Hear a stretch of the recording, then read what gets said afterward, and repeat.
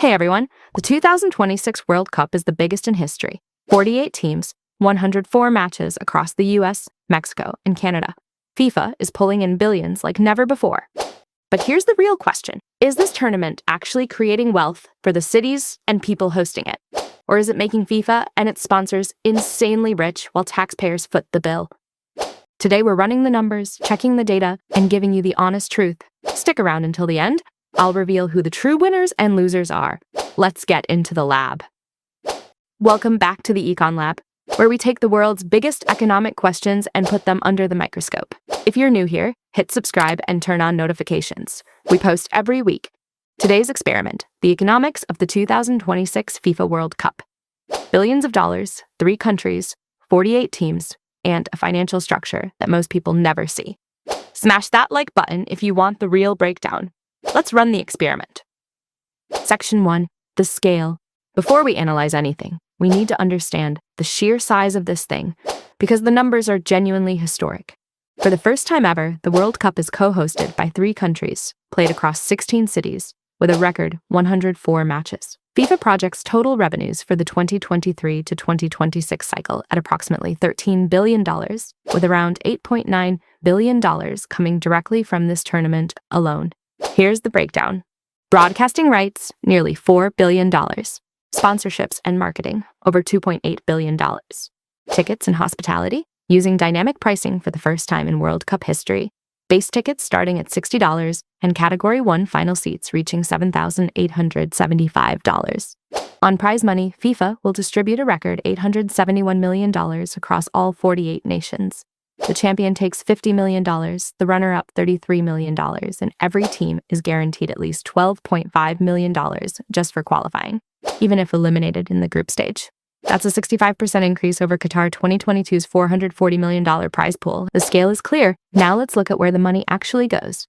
Section 2, the cost structure. Here's where the Econ Lab gets interesting, because the 2026 World Cup has a structural feature no previous tournament has ever had. For the first time in World Cup history, there is no local organizing committee. FIFA is running the entire tournament itself, directly controlling all revenue streams, media rights, sponsorships, tickets, hospitality, merchandise, all of it. The host cities control the costs. Economically, this is a textbook principal-agent problem flipped on its head. It's a franchise model where the franchisor captures all the upside and the franchisees absorb all the risk. The numbers back this up. The 11 U.S. host cities face a collective shortfall of up to $250 million. Each city is expected to absorb between $100 and $200 million in security, infrastructure, and logistics costs. Congress approved $625 million in federal security funding, but divided across 11 cities, that's roughly $57 million per city, which doesn't come close to covering the full bill. And here's a detail that's almost unbelievable. FIFA's commercial exclusivity rules blocked cities from signing local sponsors. Cities couldn't even partner with local convenience stores because food sales were deemed to compete with FIFA's own partners like McDonald's. The result? Some cities were reduced to pitching sponsorship deals to, quote, local dry cleaners and mechanics. FIFA gets the revenue, cities get the invoice. Section 3, the economic impact. Every host city came in with big projections. Let's put those under the microscope. New York's host committee projected $3.3 billion in regional economic impact and over 26,000 jobs. Sounds impressive, but here's the data point that should give us pause. As of mid-March, advance hotel reservations for World Cup weeks in New York were tracking 2% below bookings for those same dates in 2025, a completely ordinary year with no special events.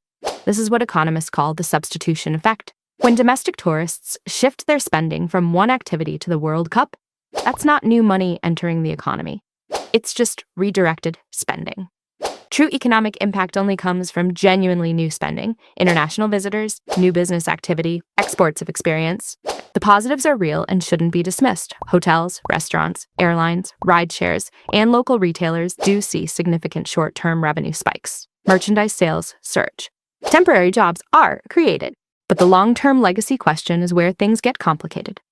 Past World Cups left costly white elephant stadiums that drained public budgets for years. The 2026 model reduces that risk by using existing venues, but those venues still required expensive modifications. Natural grass installation, field dimension changes, and FIFA's strict clean site, commercial standards, all at local expense. The Econ Lab verdict. Short-term gains are real but concentrated. long-term legacy is uncertain. Section 4, the winners. In economics, we always follow the money, so let's do that. Clear winners. FIFA controls the full revenue chain with minimal financial exposure.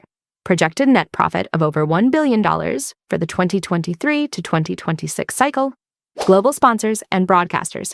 Unmatched global visibility. Over 6 billion projected engagements across TV, streaming, and digital platforms. Hospitality and travel businesses. Hotels charging multiples of their normal rates. Airlines and rideshares at capacity. Restaurants packed for weeks. National teams and players. Record prize money, with the champion taking home $50 million. Well-positioned local sectors, cities like Los Angeles and Dallas, with strong existing tourism infrastructure, stand to benefit the most.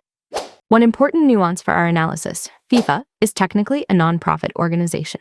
After salaries and operating costs, profits are distributed among its 211 member football associations, funding grassroots football globally.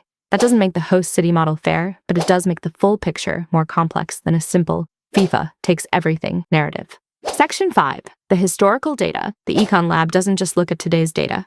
We look at the trend. Brazil, 2014. Massive public protests over billions spent on stadiums while basic public services were underfunded. Qatar, 2022. An estimated $220 billion in total spending. The most expensive sporting event in human history. Used in part, critics argued, to rehabilitate the country's international image. A classic case of what economists call sports washing. The broadest data point, 12 of the last 14 World Cups since 1966 resulted in net financial losses for host countries. That is not an anomaly. That is a structural pattern built into how the tournament operates. For individuals living in host cities, yes, expect traffic disruption and higher prices. But there are also real short-term opportunities. In tourism services, food, local experiences, and event logistics. The key skill, as always, is separating genuine opportunity from marketing noise. Section 6, the Econ Lab conclusion. All right, time for our findings. The 2026 World Cup is the most commercially sophisticated tournament in history. FIFA has engineered a system that maximizes its own revenue at every level.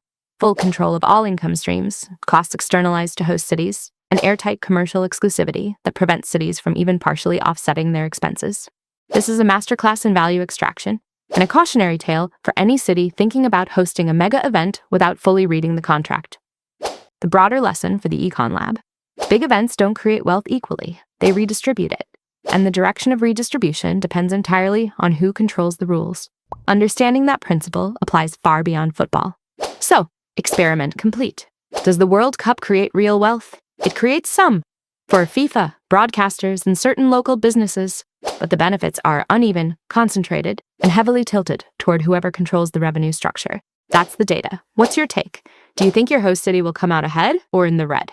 Drop your analysis in the comments. If you found this useful, hit like, subscribe, and share it with anyone who loves football and economics. Thanks for watching the Econ Lab. Stay curious, stay data-driven, and we'll see you in the next experiment.